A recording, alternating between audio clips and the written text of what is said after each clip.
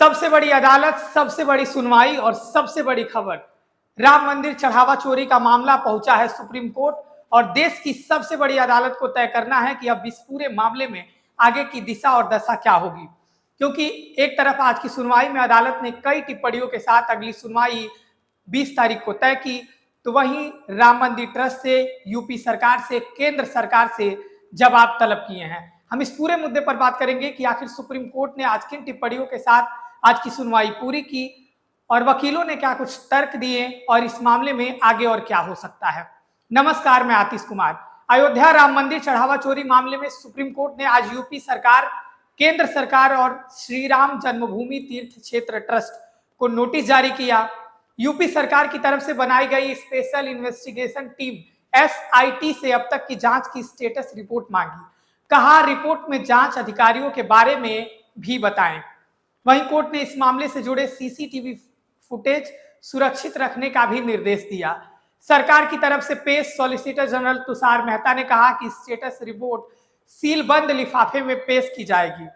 इस पर कोर्ट ने साफ किया कि रिपोर्ट में SIT के गठन और उसकी संरचना की पूरी जानकारी होनी चाहिए। कोर्ट ने अगली सुनवाई 20 जुलाई को तय की है। अगर आप देखें तो चीफ जस्टिस सूर्यकांत की अध्यक्षता वाली बेंच 4 अलग अलग मामलों पर सुनवाई कर रही है। याचिकाकर्ताओं ने जांच CBI को सौंपने के अलावा मंदिर में दान के प्रबंधन से जुड़े अलग अलग विषयों की समीक्षा के लिए एक्सपर्ट कमेटी बनाने की मांग की गई है। अगर इन याचिकाओं को अगर आप देखें तो कई इसमें व्यक्तिगत याचिकाएं भी हैं और जनहित याचिकाएं दायर की गई हैं। और उन याचिकाओं में अगर 2 मांगे अगर मूल रूप से आप देखें तो पहली मांग ये है कि इस पूरे मामले की CBI से जांच कराई जाए। वहीं दूसरी मांग ये है कि जो CCTV फुटेज है उसको तत्काल प्रभाव से सुरक्षित रखे जाएं। हालांकि अदालत ने अभी तक CBI जांच के आदेश नहीं दिए हैं और न ही इस मामले पर कोई ठोस और अंतिम टिप्पणी की है। वहीं इस मामले की जांच उत्तर प्रदेश पुलिस और SIT कर रही है। अब तक 8 लोगों को गिरफ्तार किया जा चुका है। पुलिस अब जो आरोपी हैं ये लोग मंदिर में चढ़ावे की गिनती के दौरान नगदी निकालकर उसका गबन करते थे। एक तरफ पुलिस ये आरोप लगाकर उनके ऊपर कार्रवाई कर रही है। हालांकि सभी आरोप अभी जांच के दायरे में है और अदालत में इन आरोपों के परीक्षण होने बाकी हैं।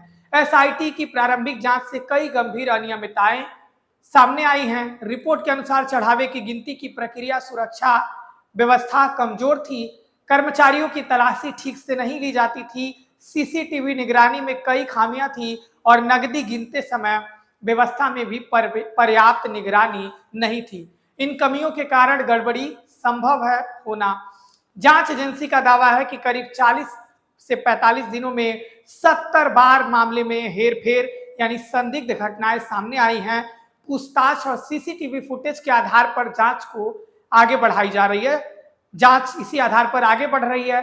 SIT ने यह भी कहा है कि जो सोशल मीडिया पर चल रहे कुछ अन्य दावे जैसे चांदी की ईंटें या अन्य बहुमूल्य धातुएं गायब होने के आरोप का अभी तक कोई प्राथमिक साक्ष्य नहीं मिला है। वहीं इस मामले के सामने आने के बाद श्री राम जन्मभूमि तीर्थ क्षेत्र ट्रस्ट ने अपने अंदर जो ट्रस्ट में प्रशासनिक स्तर पर भी बदलाव किए हैं। ट्रस्ट के पूर्व महासचिव चंपत राय और वरिष्ठ ट्रस्टी जो अनिल मिश्रा के इस्तीफे स्वीकार किए गए हैं तथा व्यवस्था में सुधार के लिए नई प्रक्रिया के तहत नियुक्तियां भी शुरू कर दी गई हैं। वहीं सुप्रीम कोर्ट में दायर याचिकाओं में मांग की गई है कि इस मामले की निष्पक्ष और समयबद्ध जांच हो ताकि श्रद्धालुओं के विश्वास को बनाए रखा जा सके। उत्तर प्रदेश सरकार का कहना है कि SIT पूरी निष्पक्षता के साथ जांच कर रही है और दोषियों के खिलाफ सख्त कार्रवाई की जाएगी। वहीं देश की सर्वोच्च अदालत में यह मामला अब चल रहा है। सुप्रीम कोर्ट की आज सुनवाई के बाद वकीलों का अगर पक्ष देखें तो उनकी मांगे 2 प्रमुख रही कि पहला CBI से जांच कराई जाए, वहीं दूसरा तत्काल प्रभाव से जो CCTV फुटेज हैं उन्हें सुरक्षित रखे जाएं। वहीं मजाकिया अंदाज में कोर्ट ने भी कहा हल्की फुल्की टिप्पणी करते हुए कि वकीलों से कि आप अपनी ऊर्जा बचाकर रखें, अभी बाहर जाकर आपको जवाब देना है। तो वहीं वकीलों ने कहा कि जो रिपोर्ट है वो रिपोर्ट की एक कॉपी जो SIT की अंतरिम रिपोर्ट स्टेटस रिपोर्ट है उसकी एक कॉपी भी उन्हें प्रोवाइड कराई जाए। इस पर कोर्ट ने कहा कि आप कानून जानते हैं और ये रिपोर्ट आपको बाद में मिल जाएगी। फिलहाल सॉलिसिटर जनरल तुषार मेहता ने कहा कि सीलबंद लिफाफे में पूरी एसआईटी की रिपोर्ट और पूरा जवाब जो ब्यौरा है उसे कोर्ट के समक्ष पेश किया जाएगा। तो कोर्ट ने इस पर सहमति जताते हुए मामले को आगे 20 तारीख को अगली सुनवाई के लिए लिस्ट किया और सोमवार को अब सुनवाई होगी। तो वहीं देखें आप कि कैसे ये पूरा मामला यूपी सरकार की एसआईटी के गठन, पुलिस और एसआईटी इस मामले की जांच कर रही है।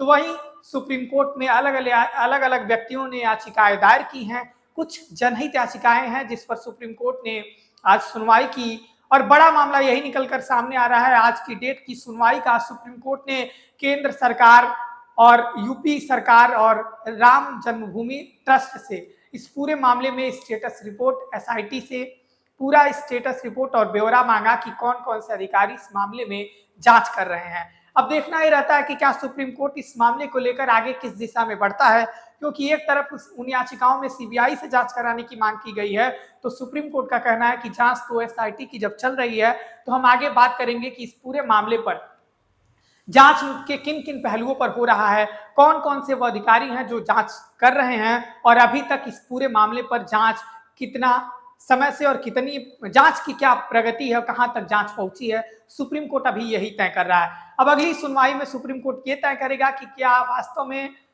जो जांच है वो सीबीआई को दे देनी चाहिए और सीसीटीवी जो सुरक्षित रखने की बात है वो सुप्रीम कोर्ट ने आज निर्देश दे दिया है कि सीसीटीवी को सुरक्षित रखा जाए। अब देखना ही रहता है कि सुप्रीम कोर्ट इस मामले को लेकर आगे किस तरीके से बढ़ता है और एक तरफ इस मामले पर राजनीतिक टिप्पणी भी हो रही है, एक तरफ सरकार निष्पक्ष जांच कराने के दावे कर रही है, एसआईटी जांच कर रही है, 15 दिनों का और टाइम बढ़ा दिया गया है। साधु संतों की राय अगर देखें तो इस पूरे मामले पर बटी हुई दिखाई दे रही है।